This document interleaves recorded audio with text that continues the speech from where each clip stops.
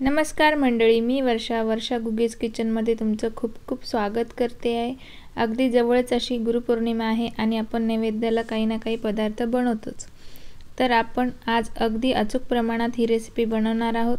त्यासाठी मी 1 कप तूप घेतले आणि त्यातल्याच मेजरमेंट कपनी मी 1 कप बेसन घेतले। तुमच्याकडे जर मेजरमेंटसाठी कप नसतील तर तुम्ही वाटीचेही प्रमाण घेऊ शकता।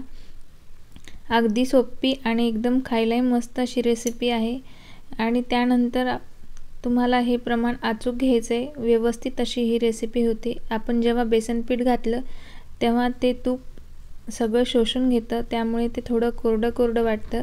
आपण जसं बेसन पीठ भाजू तसं ते तूप रिलीज व्हायला सुरुवात होते आणि पीठही व्यवस्थित भाजलं जातं। अगदी मीडियम गॅसवरती आपल्याला हे बेसन पीठ भाजून घ्यायचे। 7 ते 8 मिनिट हे बेसन आपल्याला व्यवस्थित भाजलं की ते तूप सोडायला सुरुवात करतं आणि थोडं प्रेस करून घ्यायचं, कारण यामध्ये कुठल्याही गुठळ्या राहणार नाही।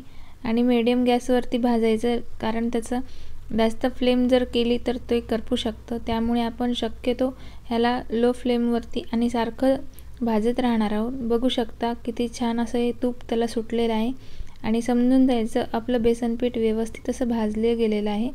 आता आपण ह्यामध्ये रवा घालणार आहोत। आपण हे रवा बेसनचे लाडू बनवते, अगदी खायलाही छान आहेत आणि प्रसादासाठी ही मस्त अशी रेसिपी आहे।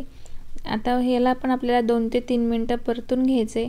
आपल्याला गॅस स्लोच ठेवायचा आहे। अगदी मस्त अशी रेसिपी आहे, टाळूला चिटकत नाही आणि खातानाही लाडू अगदी छान असे होतात। 2 ते 3 मिनिटं आपल्याला हे व्यवस्थित भाजून झालं की ह्याचाही थोडासा कलर चेंज होतो, तेव्हा आपण समजून जायचं की आपलं रवा आणि बेसन व्यवस्थित भाजले। त्यानंतर मी ह्याच्यामध्ये ड्रायफ्रूट्स घालणार आहे, तुम्ही ते तुमच्या आवडीनुसार घालू शकता। आता ह्यालाही 2 ते 3 मिनिटं भाजायचे। तुम्हाला जर माझी रेसिपी आवडत असेल तर प्लीज एक लाईक करा आणि चॅनलवर जर नवीन आला असाल तर प्लीज सबस्क्राईब करा आणि तुम्ही तुमच्याकडे काय बनवता नैवेद्याला हे मला कमेंट करून सांगा। हे बघा, आपलं आता छान व्यवस्थित भाजले। आपण ह्याला थंड करण्यासाठी ठेवू। 10 मिनिटानंतर आपण त्याच मेजरमेंट कपनी ह्याच्यात साखर घालणार आहोत। त्यामध्ये मी विलायची अगोदर घालून वाटून घेतली आहे।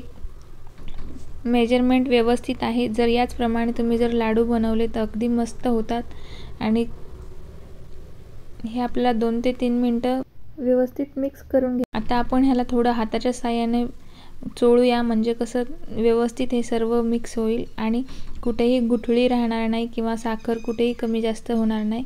त्यासाठी आपल्याला 2 ते 3 मिनिटं हाताच्या साहाय्याने मळून घ्यायचे आणि बघू शकता आपल्याला आता कुठेही तूप घालायची गरज नाही, व्यवस्थित असे लाडू मळले जातात। हे 10 ते 15 लाडू झाले। तुम्हाला माझी रेसिपी कशी वाटली नक्की कमेंट करून सांगा। रेसिपी बघितल्यावर धन्यवाद।